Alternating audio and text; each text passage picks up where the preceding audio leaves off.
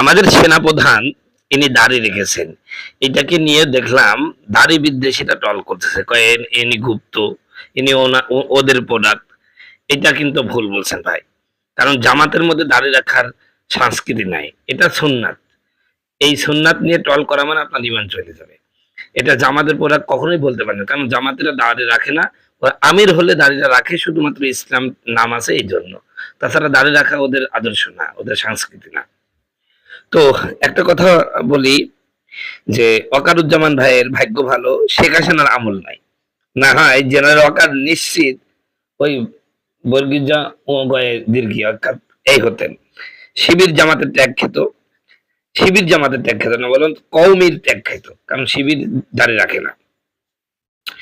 General Ziaul Ahsan দেখতে পেলে অবশ্যই বলবে স্যার তো দেখি পুরা ওই হয়ে গেছেন।